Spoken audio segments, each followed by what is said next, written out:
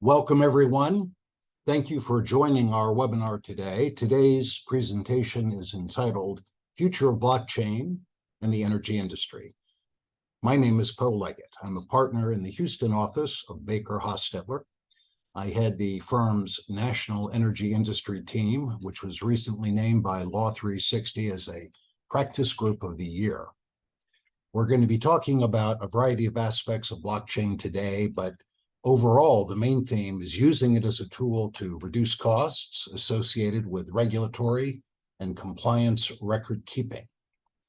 Our presenters today, first from Baker Hostetler, Teresa Goody-Gillen in our Washington, D.C. office, Veronica Reynolds in our New York office. From FTI Consulting, Stephen Fisher and Sam Davies.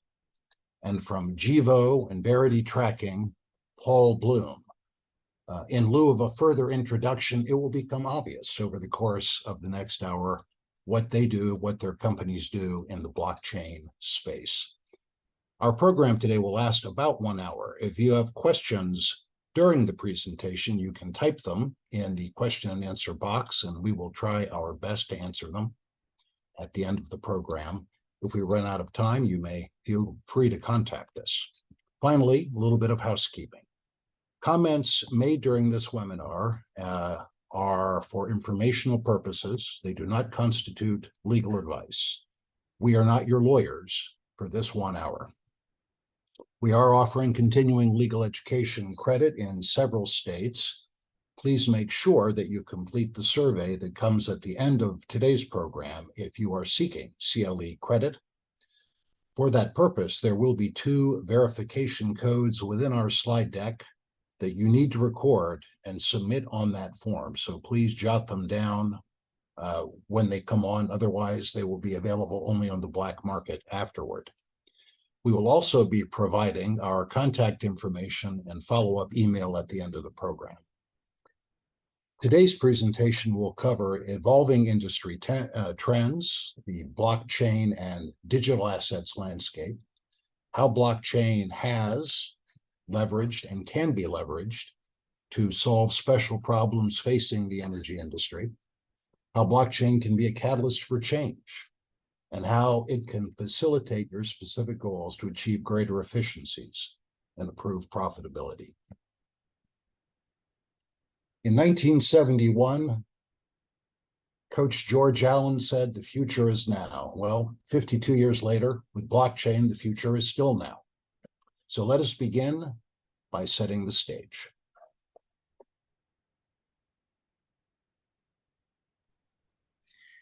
Thanks, Poe, and thank you all for joining us today. Before we look forward, I think it would be important for us to think about what has our path been on our decarbonization journey as, across the globe. And so if you haven't looked at our world in data, I pulled a few view graphs here on the next couple of slides just to help us to see how we've evolved. And it's pretty exciting. And it's also a little challenging. When we think about what's happened in global trends over the past few years, we can see that in 1970, we really started to see an uptick from 1970 to 1990 in the increase in renewables and low carbon energy, about doubling actually. But then we got to 1990 and we saw a little bit of a stagnant period from 1990 to 2010. In that time, we continued to see growth, though, in both renewables and things like nuclear power. And you think about this challenge, right? It's not just okay that you can keep up with the percentage of energy that comes from a low carbon source, because every year, year on year, we have more demand for energy. So that's required not only that we continue to invest in new just to keep up our percentage of low carbon energy, but we have to even do more to try to increase that percentage over where we're actually going. In 2010, we finally saw our uptick of renewable energy start to take up, primarily driven by solar and wind. But unfortunately, at the same time, we saw a drop in the nuclear power industry, even with some plant closings. But finally, it gets us to today, right? With around 18% of the world's energy from low carbon sources. And when I first saw this, I thought, this looks pretty good. I'm pretty excited about this progress. However, where do we need to go? So let's look now at the trends going forward for 2030 and beyond. Next slide, please. So when we think about this, I was just at what was called the Clean Energy Ministerial in Goa, India, a few months ago, and very exciting. But the whole concept of what we were talking about was around decarbonization and how do we get there. The common theme was that if we're going to decarbonize, we've got to measure it, we've got to report it, we've got to verify it. Because what we can't measure, we can't improve, which again was the overall theme. And thinking back to that 18% of renewables or low carbon power that we have today, it again comes back to that our hunger for energy is still continuing to increase our global greenhouse gas emissions. Even though we're making progress, we still year on year have more and more greenhouse gas emissions. So when we look forward to 2030, to 2040, and even beyond, all the way out to 2100, how do we help curb that and then see what we can do actually to drop our peak emissions? So we have several things that we really need to do in the industry to reduce CO2 emissions, multiple solutions. We need to make sure that we continue to decrease our reliance on fossil fuels. But this increase in renewables and nuclear energy that we saw previously and getting to around 18% really needs to improve. But we have to measure it because, again, what we can't measure, we can't improve. And when you look at these targets, our current policies still have us not reaching our peak global emissions until sometime in 2050. If we really want to take a hard look at this, the pledges that many countries have made can get us to a much lower pathway. But if we really want to reach peak sooner, we have to move faster. We have to be able to do this. And where we think blockchain can really help is by pulling all of this together to not only give high quality data, but to make sure that we can have accurate accounting and that we can measure, report, and verify across systems, that we can share that information together to help us all achieve these goals. Next slide, please.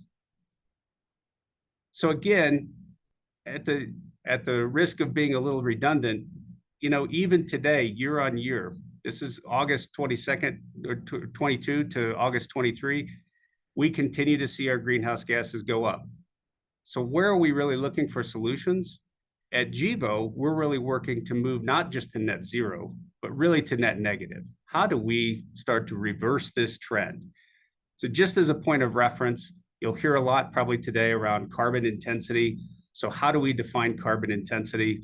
What we're doing at Gevo is really to focus on how do we take fossil greenhouse gas emissions, specifically for the areas of sustainable aviation fuel, renewable diesel, and renewable gasoline, and even chemicals, and take those from something more standard, 100 grams of CO2 equivalent emissions per megajoule of energy, and use renewable feedstocks and renewable energy as a systems approach to drive that down to net zero, but then use different opportunities for carbon capture and sequestration, both in agriculture and in geological formations, many different versions of what we can do for carbon capture to drive beyond that net zero, to start to take a step backwards and to do this as fast as we possibly can. Next slide. So what's really needed? Across the board, we definitely need to have sources of renewable carbon, carbon-free energy, and definitely scalable technologies. If we're going to address the carbon transition or the energy transition that we need to drop our greenhouse gas footprint as fast as we need to do it, we have to have those scalable, reliable production technologies that can be implemented today. But overall, we still have to prove it. We have to measure it. And that accurate carbon accounting is going to be paramount. And this is where we really think the blockchain technology can come in and really help simplify, reduce the amount of effort and simplify the work process that will help us really to prove all of these great inventions and transitions that are going on today. And I'll pass it back.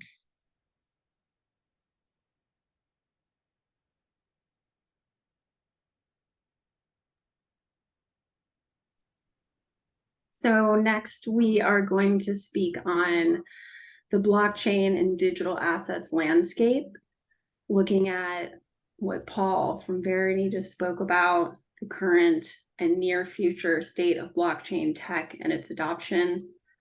And I'll pass it to Poe. We're going to be looking at the ecosystem that leverages the power of the many to achieve value while ensuring trust, traceability, transparency, and the ability to audit.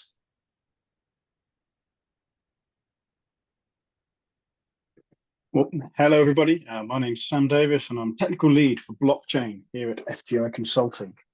What we're going to do over the next couple of slides is just go over some of the fundamentals of what blockchain technology is, and then go some of the use cases where blockchain excels and what problems it solves. And I think that these will be really key facts to keep in mind as we then go through some of the challenges, some of the areas, and some of the problems that we're facing, and blockchain can help.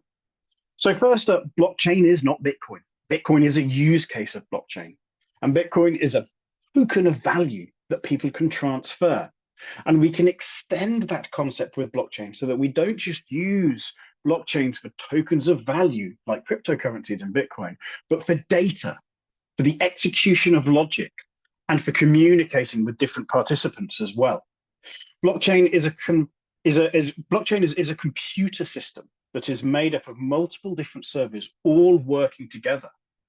And if we could go to the next slide, please, we can see that there are these kind of 5 core areas that blockchain excels. The first is trust.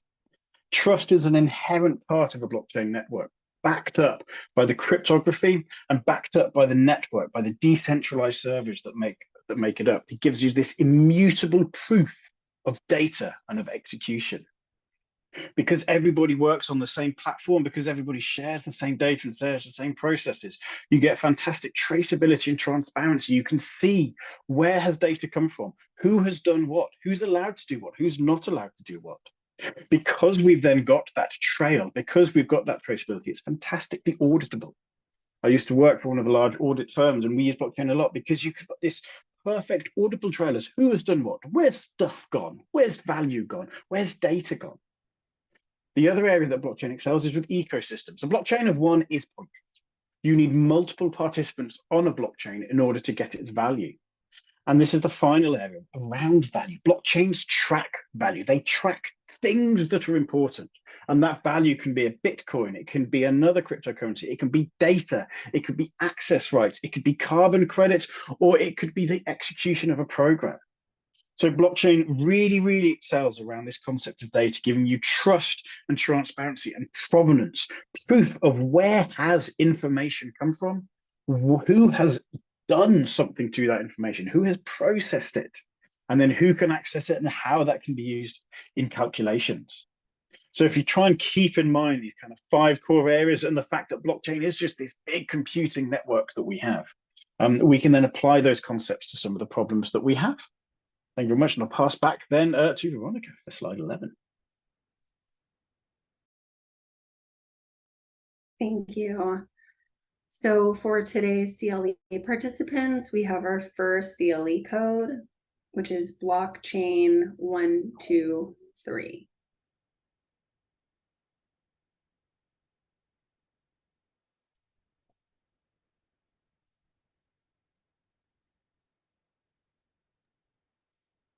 All right, thank you. We are now going to turn to some specific problems that blockchain can solve with considerations that are relevant to your understanding of how blockchain can apply to your business. Next slide. We're going to talk about 4 difficult problems to solve in the energy industry with blockchain. One is sort of a combination of regulatory, sustainability, ESG compliance. The second is sustainable aviation fuel and its supply chain. The third concerns renewable fuel standards. And the fourth, carbon credits and tokenization. Technologies such as blockchain are helping energy companies solve these problems and thrive in a changing and still very uncertain world. Paul? Thanks, Poe. So let's talk a little bit about that value proposition a little bit more, and probably what most of us are facing around how do we participate in this value stream, and how do we prove it, how do we monetize it, and how do we count it? As you can see here, there are a number of different ways that carbon credits, tax incentives, voluntary programs, and mandates are all either forming up to help us decarbonize, either in the form of a carrot or a stick, right? And we all have these different depending on what businesses that we're in, different opportunities. Trying to keep these separate, trying to keep track of all of these can be greatly simplified, we believe, by using blockchain solutions. That's one of the things that we're trying to do to make sure that as we think about the mix of tax incentives, voluntary and compliance markets that are out there, that we can use a blockchain or distributed ledger technology solution to make sure that we're tracking everything, not double counting, but making sure that we're not also leaving value on the table, and doing this in a very efficient way. Think about trying to track all of these different things in different geographies by using a bunch of spreadsheets. While you could probably do it, it would get complicated in a hurry. It would also require a lot of work, and we'd probably make a lot more errors. So again, when we think about all of these different opportunities, we think that this is where blockchain can help us really solve some of the complexity as long as we put it together the right way. Next slide, please. But it's not only the carbon value or the decarbonization that we're putting together, and where blockchain can probably come in and really help us pull some of this information together for bigger solving bigger complexities. Think about, not only do we need to decarbonize, but at the same time, we can't drive our costs up so we don't have affordable energy anymore. At the same time, we need to grow our energy, because by 2050, we'll have essentially doubled the amount of energy that we need as a planet. At the same time, we have to make sure that we've got good economic growth and diversification, all while still trying to handle all the extreme weather events that we've seen and making more resilient systems and dealing with climate change. So how do we do that? We have to have a systems approach. Next slide, please. So as we think about really what can blockchain help us do, and today, while we're talking a lot about carbon intensity and how to track carbon intensity and not double count and make sure that we can monetize carbon intensity appropriately, long term, we have a process of continuous improvement that we really need to drive. And by putting this information together in a way that can talk to each other and be interconnected, we think that blockchain can help not only on counting carbon, but it can help us with our social impacts, with how do we grow? How do we make sure that we're not creating a new problem while solving the other problem?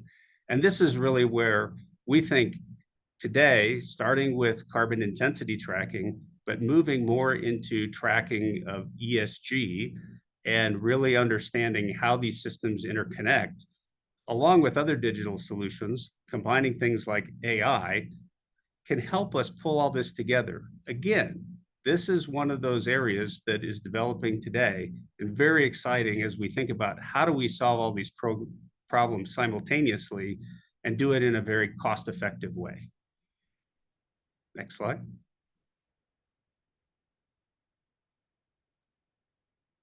Thanks. Thanks, Paul. I'm Steve Fisher. I'm with FTI. I'm a managing director, and wanted to, oh, sorry, I think you jumped ahead too quickly. I apologize, Steve. We'll kick it to Poe.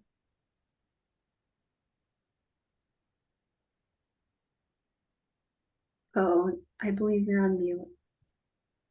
Your companies face a lot of mixed obligations. In fact, it's hard obligation and soft aspirations that your companies are trying to comply with.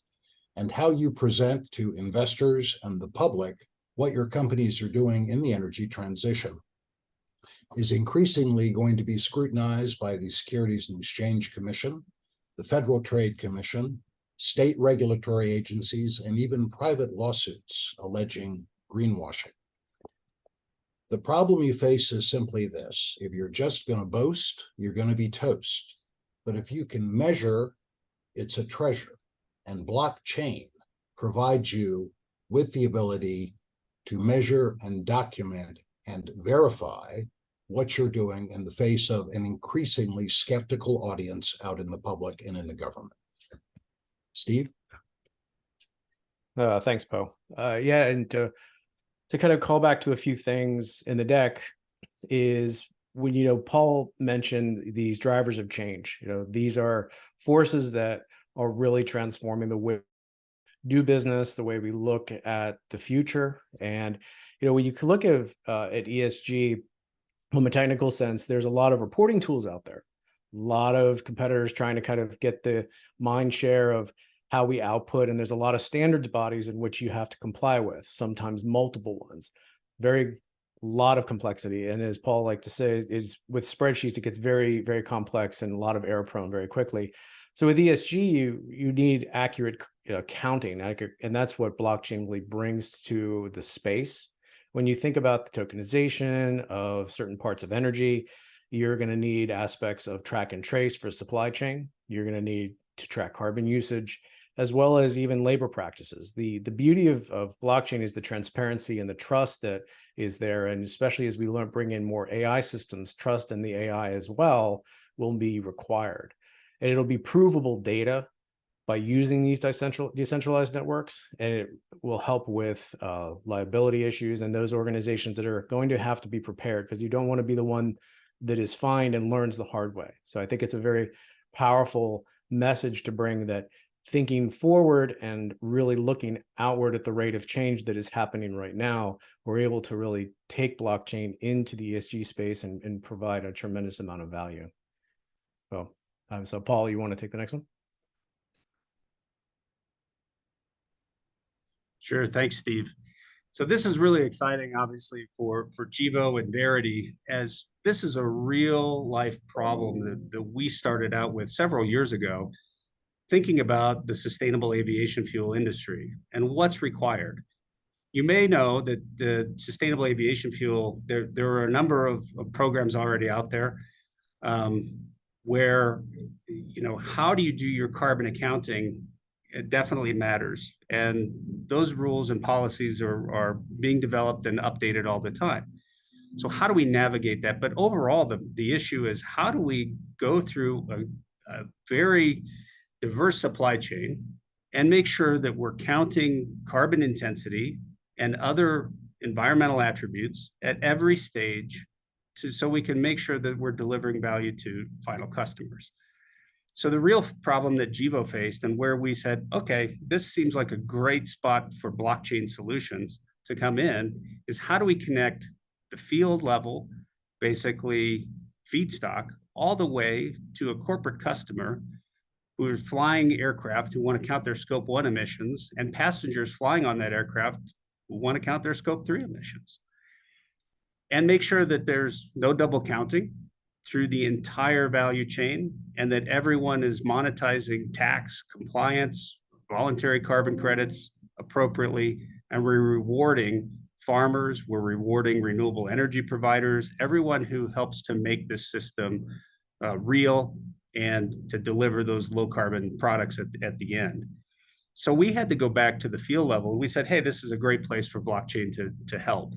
So we've gone to create what's called Verity Tracking, which we started out saying we can go to a farm and think about the complexity actually of tracking that CI score back to a farm, fertilizer inputs, farming practices, water usage, cover crops, all of these different things going together. And there's a tremendous amount of data, again, back to the simplification, if you were to try to do this with spreadsheets, it would be very, very difficult. And then how do you make those bushels basically talk to gallons, right? So again, we're totaling up carbon intensity or other attributes, putting those together to make bushels talk to gallons, and then all the low carbon energy that's required to produce SAF, the different techniques, the integration, all the way to make product that's in a tank that can be passed on to the airlines, all while thinking about the attribute tracking forward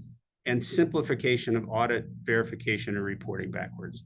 So we thought this was a great solution. Really started on this a few years ago, and which is where Verity started for Gevo's needs. Next slide, please. So what did we have to do?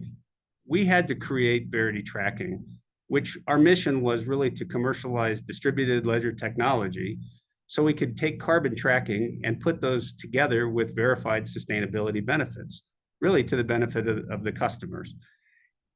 And how we did this was to take every step of an end-to-end process and basically digitize it. So now we can have verified data for carbon tracking, but also for ESG reporting, because we know it's not all about carbon intensity. But what this enables for us is an auditable process that's traceable through the system, that operates through smart contracts, so those transactions can be immutable, and we're not going to get double counting where we don't want double counting. And we're going to be able to add value, to monetize all those attributes, no matter where those products are going to go, and make sure that we're completely getting our tax benefits, our voluntary, and our compliance kind of carbon markets taken care of.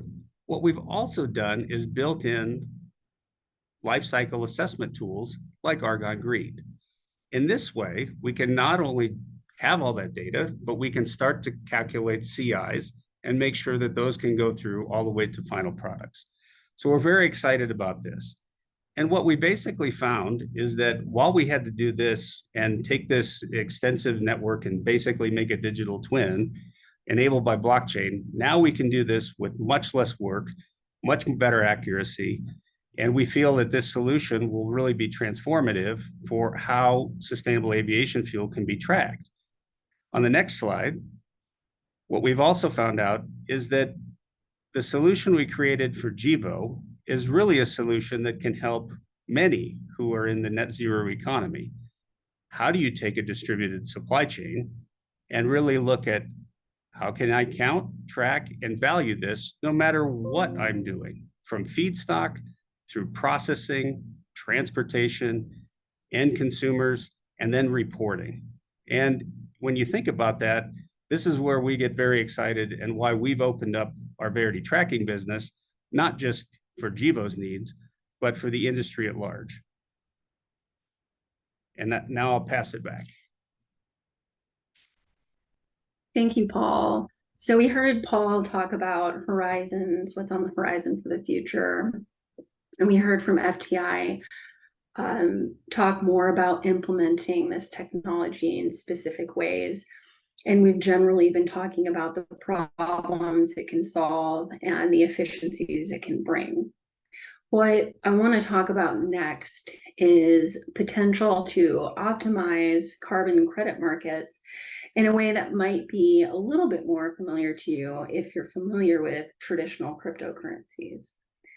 Essentially, for those of us in the energy industry are aware, carbon markets have turned carbon into a commodity that allows the parties to trade essentially in emissions. But like many markets, these markets lack transparency and quality control. And these markets in particular are comprised primarily of regulated markets and market participants.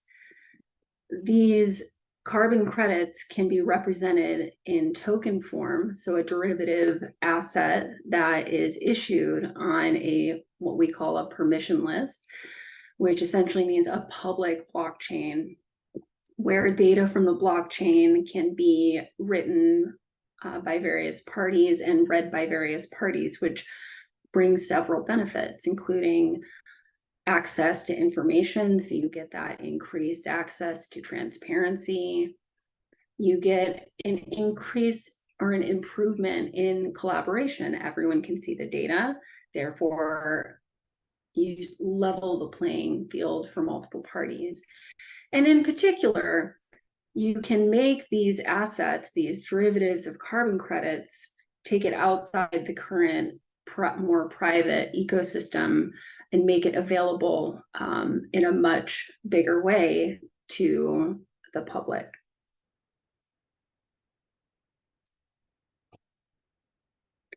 However, when you make these assets available to people in the public, you start to enter a different scope of the regulatory regime in the United States. So tokenized carbon credits made available to US purchasers could be considered one of several types of assets in a very unique way. I'm pretty sure it's the only asset that can be considered an equivalent of money, therefore regulated by FinCEN under the US Treasury, a security. So we're all familiar with stocks and bonds. Digital assets can also be considered a security at the same time. Under the Securities and Exchange Commission, the 1933 Securities Act and the 1934 Exchange Act, and a commodity by the Commodity Futures Trading Commission under the CEA.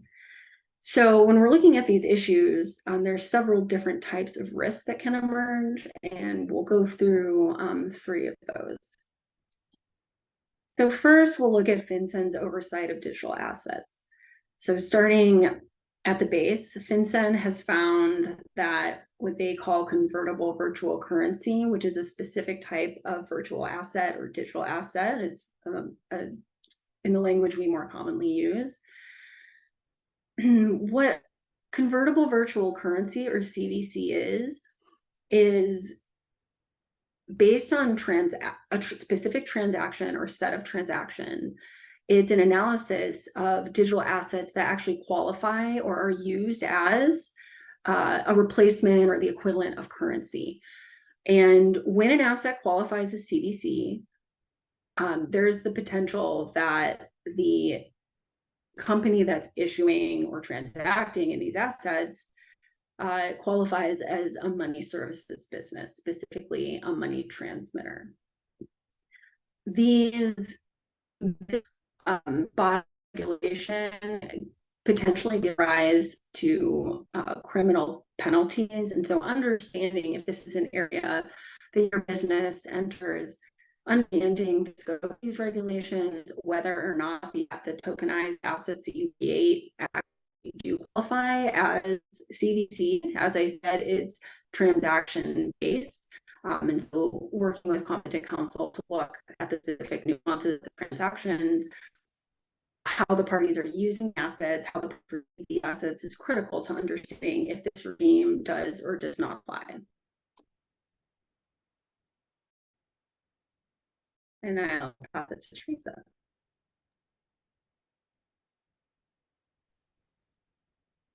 So hi, I'm Teresa Goodigian with Baker, and we'll look next at the SEC's oversight. So as Veronica said, a digital asset can be deemed money, property, a commodity, and or security. Could be all 4. So looking at when it can be a security, the SEC the staff has released a framework indicating that generally it's going to analyze whether or not a digital asset is a security under the investment contract analysis.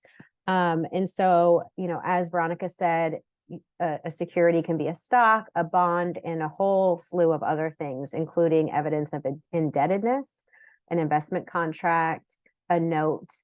And so the investment contract is supposed to just grasp those kind of novel economic relationships that are deemed to be, a security, where basically somebody's betting on something, putting their money in, and betting that the price will increase based on somebody's efforts, not based just on economic forces like, say, gold and silver. And so to break down what an investment contract is, it's generally regarded as having 3 prongs. And if you're in this space, everybody talks about the Howey test. So it comes from a 1946 Supreme Court case. And this is where the Howey test came from. And we generally refer to it with 3 prongs. Some people use 4 prongs. One court held 2 prongs. So we're just going to stick with the 3 for this presentation. So the first is an investment of money. Now, money is interesting because the courts have interpreted money to mean labor or goods, also free. It can be a gift. So don't think that investment of money is necessarily fiat money. It can be, a multitude of things. The second element is a common enterprise. And this is analyzed under different theories. So one approach is horizontal commonality, and that's the more frequently used commonality approach. And that's among the various purchasers or investors. And so their money would be pooled together and used for some common enterprise, some common purpose. And they would receive generally some sort of pro rata distribution of profits. There is also horizontal commonality, which deals, there's different types, there's narrow and broad, but that looks at the relationship between the issuer, or what's called an active participant, so a promoter or some sort of third party who's actively involved, and the purchasers on the other hand. And then the third prong is if the purchasers expect to receive a profit based on the managerial or entrepreneurial efforts of others. So let's break that down a little bit. If you expect to get a profit, so you put your money in to this common enterprise with others, and you expect the value of that to increase. You expect to get some money out of that. And not only that, but you expect that profit to be based on somebody else's efforts and not your own. And so this is where a lot of the decentralization arguments come into play, because in these decentralized types of arrangements, oftentimes all the participants in the blockchain are responsible for, their efforts are responsible for any kind of profit.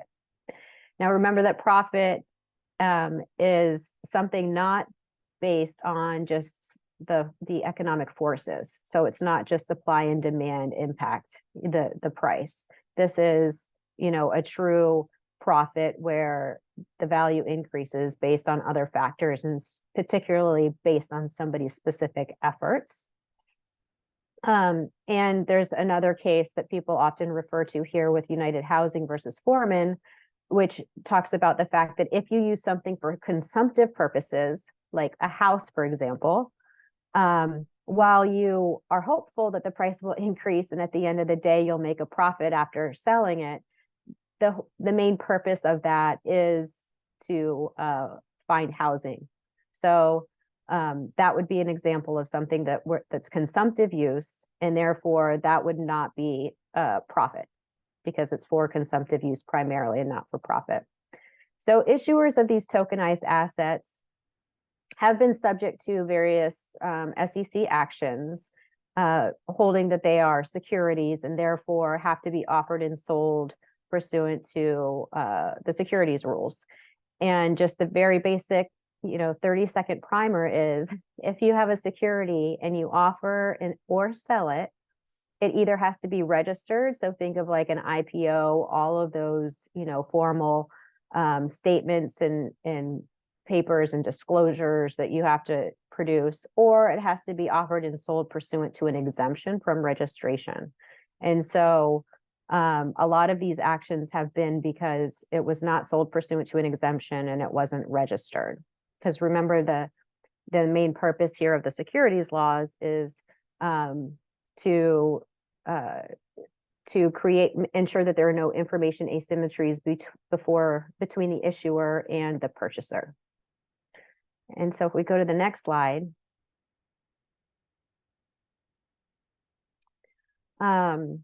So here's just a case study, something that took a lot of people by surprise, and is important to know, because if the SEC deems that a digital asset is a security, not only are there the registration requirements, but there's also other rules that apply, like the anti-touting rule. And so in October of last year, the SEC announced charges and settled with Kim Kardashian for touting or promoting a digital asset on social media. And the SEC deemed this digital asset to be a security.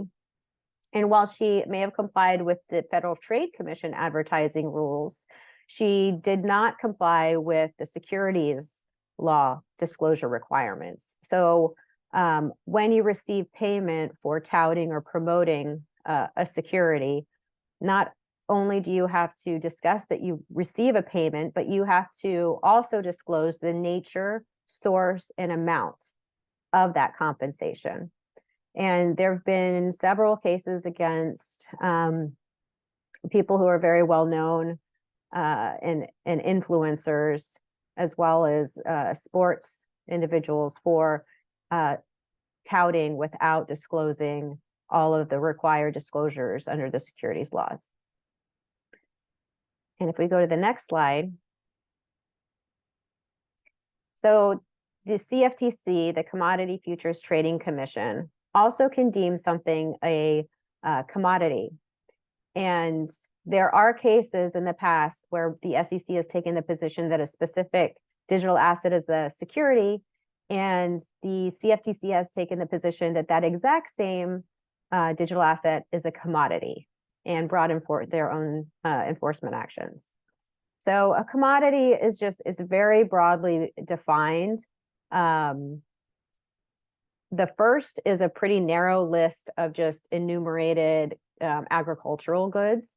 And then the other one is, the second prong is pretty broad. So all other goods and articles and all services, rights, and interests in which contracts for future delivery are presently or in the future deal in. So that's a pretty broad definition of things that can be considered a commodity. All other goods and services, and rights and interests, for anything that can be dealt with, can be sold in a future contract, basically. So that leaves the CFTC with pretty broad ability to articulate that something is a commodity, and they have enforcement authority over the spot market transactions, only involving fraud or manipulation. So their spot market authority is limited only to enforcement, and only in those instances where there's fraud or manipulation, so bad actors. Now, they have their regulatory authority, where they actually, have rules that you have to comply with, registration and things like that, deal more in derivatives transactions and some leveraged off-exchange retail transactions, which is less often a case with the digital assets. So, while it does apply at times, generally the CFTC is exerting its authority over the spot market for bad actors. And we can go to the next slide.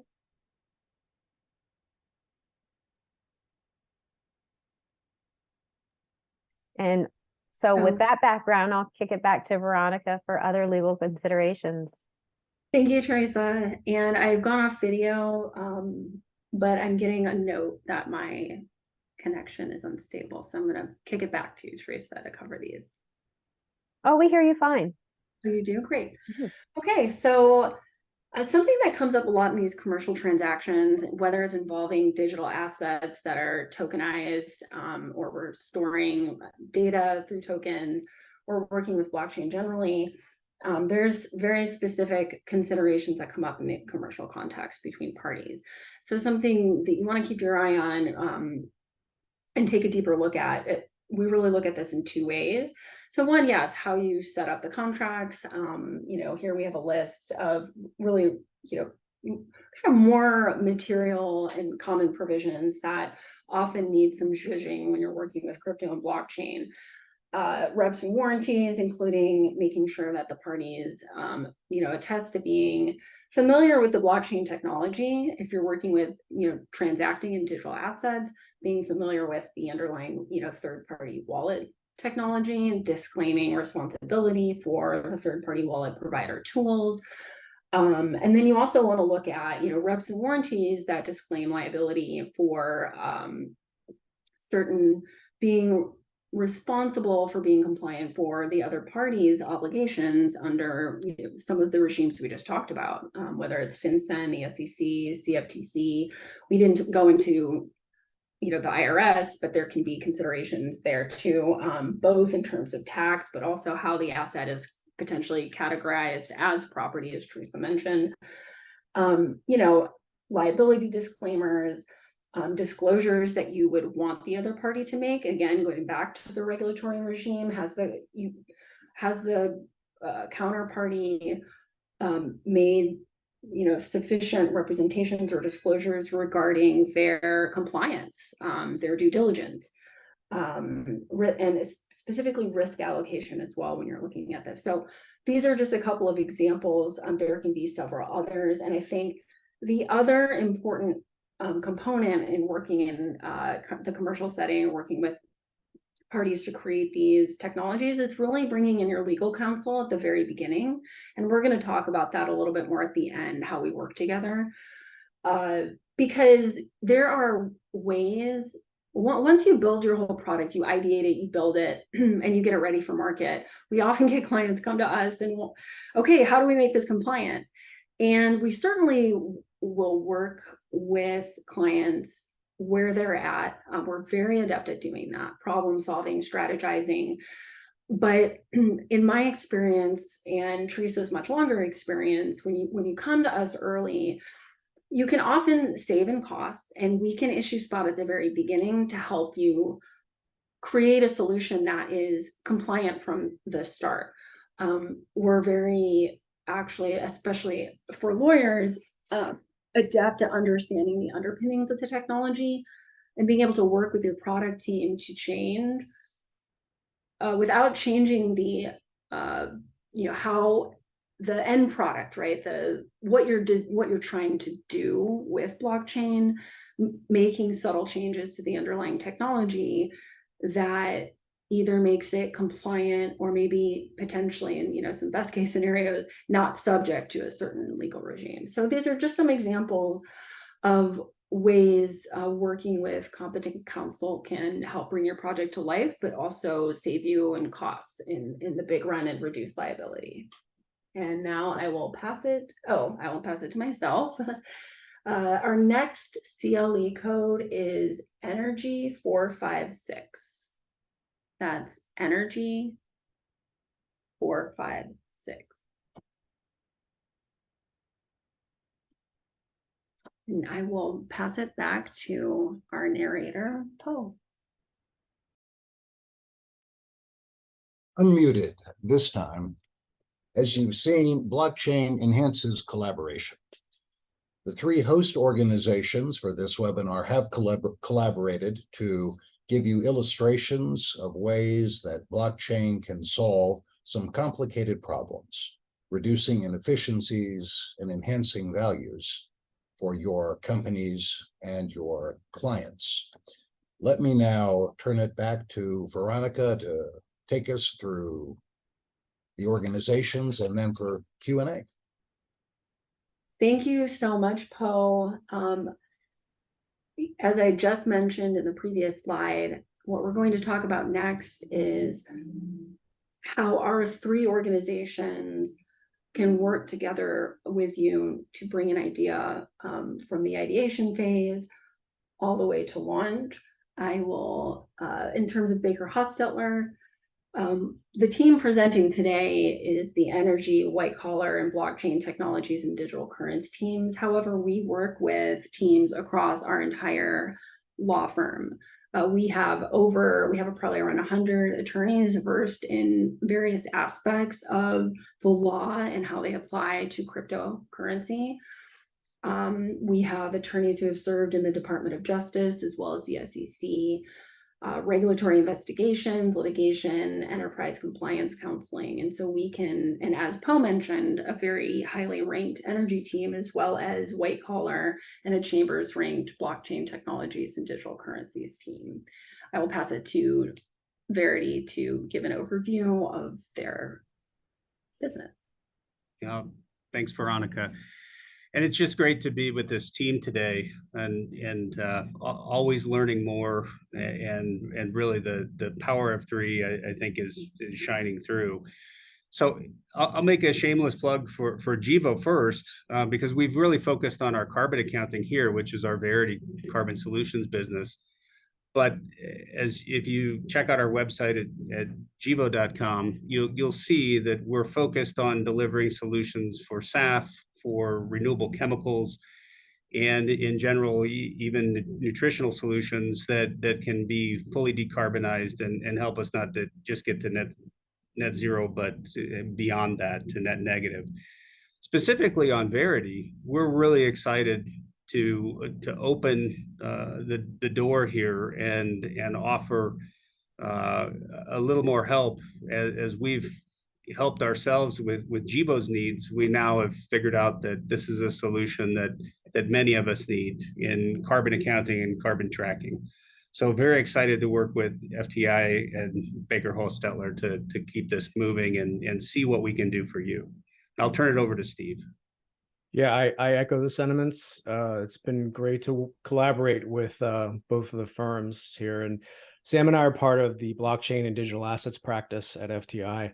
And we work with investigations and forensic investigations as well as bankruptcies. But our group on the enterprise innovation and blockchain solutions side, we look at how blockchain can create impact and solve clients' most valuable problems, just like we covered in this presentation today. One of the things I'll cover in a minute is we look at business building, new venture creation, and solutions development. It's about infrastructure and scaling as well. So maybe the best thing to do is to go to the next slide. I can kind of cover a little more in depth what we do, and then I'll hand it off to Sam. Yeah, so we cover a number of industries. Obviously, we're talking about energy today. We also work on horizontal solutions with regards to ESG and loyalty programs across a variety of different verticals. One of the things on the innovation side is business building is about, if you're like Paul mentioned, sustainable aviation fuels, these are new supply chains. These are new parts of your business, right? This is about creating value in different ways. It is not just about building the software, but making sure that it connects to the business. We do a lot of ideation and development and new venture creation. We help big companies spin off businesses or create whole new parts of the business. So, on the lower layer with the managers, how it all runs. Verity is an amazing tracking solution. Gevo does incredible work with the energy space. We work with them, and we're working with them on energy solutions as well.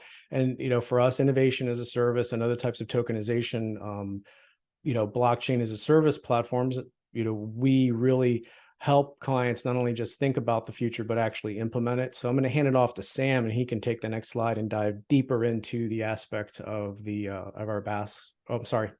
Not yet, because actually about accelerating value creation. The next thing for us is how we do it. So we have 3 stages in which we work with clients, depending on where they are.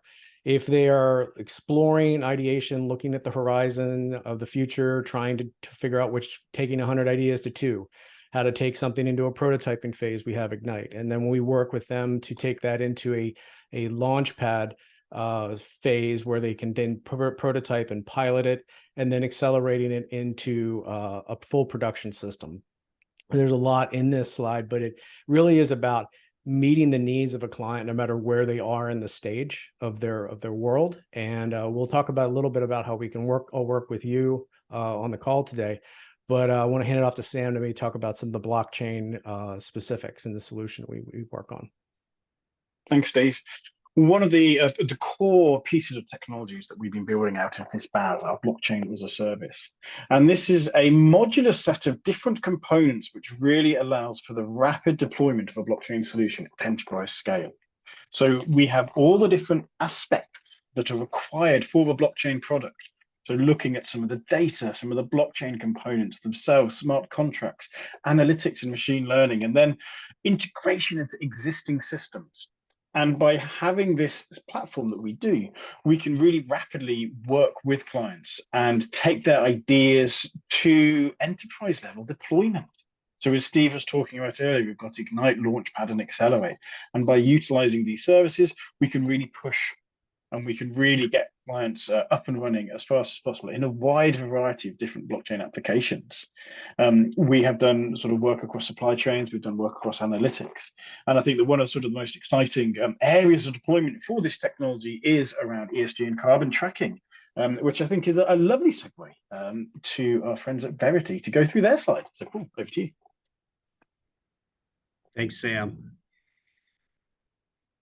And just a little bit more to expand on that, in Gevo's carbon accounting solution, which is really Verity Tracking and Verity Carbon Solutions, as we've been developing this for SAF and biofuels, we've continued to say, hey, how do we track end-to-end carbon benefits, other environmental attributes that are important to clients, all the way through to make sure that we can quantify those and we can provide that auditability and the confidence that is really required in that market. So in order to do this appropriately, we said, let's go ahead and not only have the tracking function, let's make sure that we can understand those needs. What are the sustainability needs that customers would have? And then let's think a little bit more about how those products can be marketed and how they would be used. So we put this all together into what we're calling a full service carbon project development. But exactly what FTI was talking about, we don't know what we don't know. We understand SAF very well, but we don't understand your business as well as you do. So to help accelerate that, I think the power that what we're talking about today is thinking about what FTI is bringing to the table, thinking about how Verity Carbon Solutions has developed a very customizable platform that can help you with all of these needs from an end-to-end supply chain viewpoint. How can we do that and come together faster to deliver a solution? And on the next slide, you know, we've really thought about what can we do that helps clients, and what were the unmet needs when we started this, of the things that we wanted to get out of Verity for ourselves. And so we've listed those here, and I won't go through them all, but if any of these things are on your mind or unmet needs that you have, we think that we can help. And again, you know, how do we do this? We think all of this requires a very customizable solution that meets your needs. There's not a one simple easy button, unfortunately, with any of these kind of products or services that is going to come out and say, hey, I pressed that button and now I have all the answers. It's a complicated system. We all have complicated value chains, and there are always opportunities for improvement. In addition, we know not only market dynamics are changing, but policy changes. And as policy changes, we need to make sure that we're using high quality data sets to continue to drive the right type of decisions for our businesses, for our clients, and for our ESG needs. We think that this approach like this will really help us and our clients to get those right solutions and fully deliver continuous improvement long term. And now I'll kick it back. Thank you. Yeah, so just to kind of close it out in terms of the services that Baker Hostetler provides, we gave an overview of working with the technology from the ground up, also being adept at working with a product that is already close to being fully ready to launch, as well as the broad depth of experience that our team has across the board working with clients and the various issues that come up. For example, you know, we're working with a client in the past, and you know, a very niche issue in terms of OFAC came up, and we have a great compliance team on that side. And so the blockchain team, the core team specifically, really understands the various areas of law that this can apply, and bring in the lawyers with the very long-term experience in that specific area to help with that. So, of course, working with Poe and the celebrated energy team, our blockchain and digital assets, white collar, AI, is likely to be a lot of integration with AI and blockchain in the future, as well as investigations. Working with some of these technologies can also lead to interfacing with various regulators, and we have a great white collar team that can help address any of those potential inquiries and the like. So we prioritize clients in several ways. I think some of the ways that we prioritize them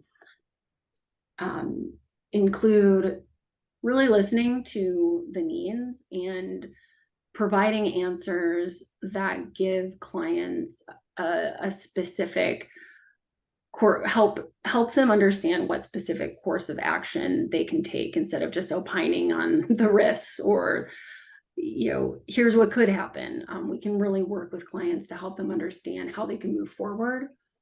Also tailoring the scope of work depending on the size of the company. When we're working with startups, we can work with startups in a way that achieves their objectives in a cost-efficient manner, as well as scaling all the way up to big companies, or even if we're working on M&A. So Teresa, I don't know if you have anything else to add.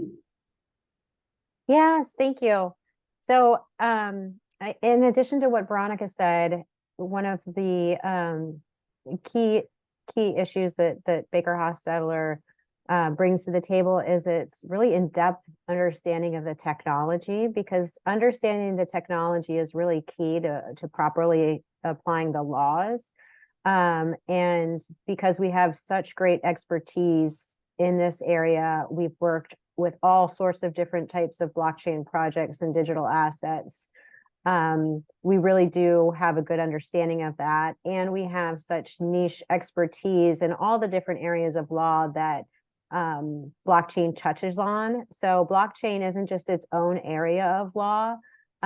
It's a technology that's spread on top of all of these various areas of law.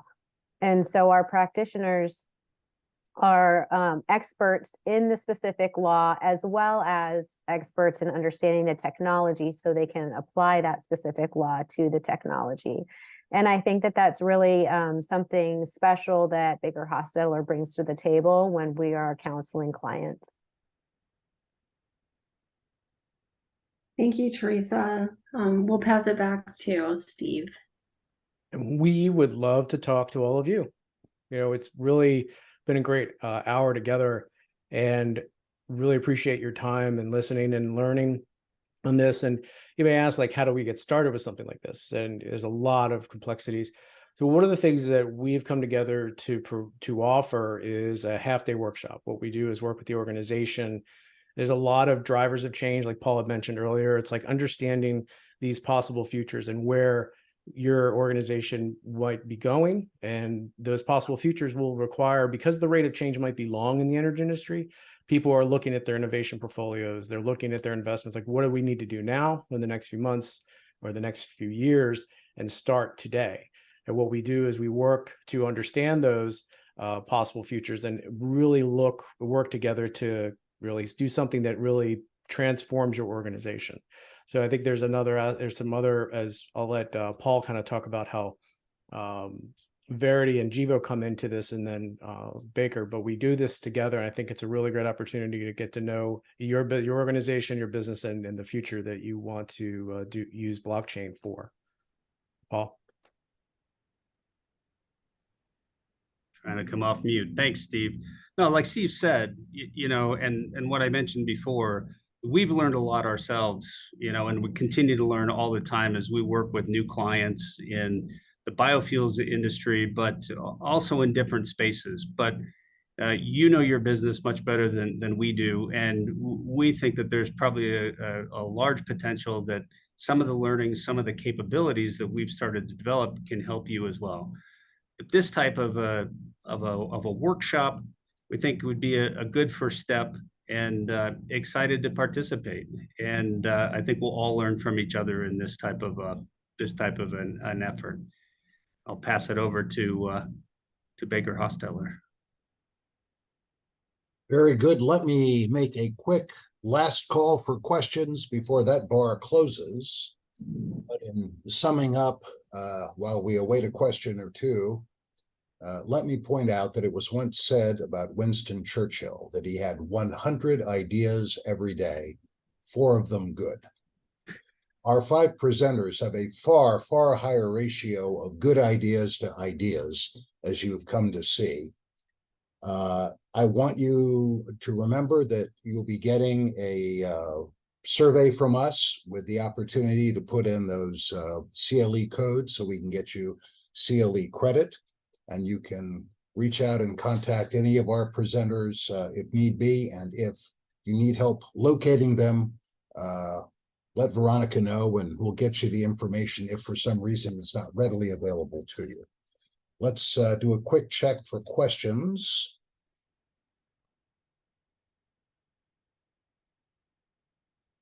We have a question. What is Baker and Hostetler on solar energy and artificial intelligence? On solar energy, we have the background in the area of tax credits advice, and particularly in some of the newer credits under the Inflation Reduction Act that are given to components that go into solar receiving stations, solar generation equipment, particularly those things that are tracking devices that allow the panels to turn and follow the sun throughout the day to get maximum efficiency.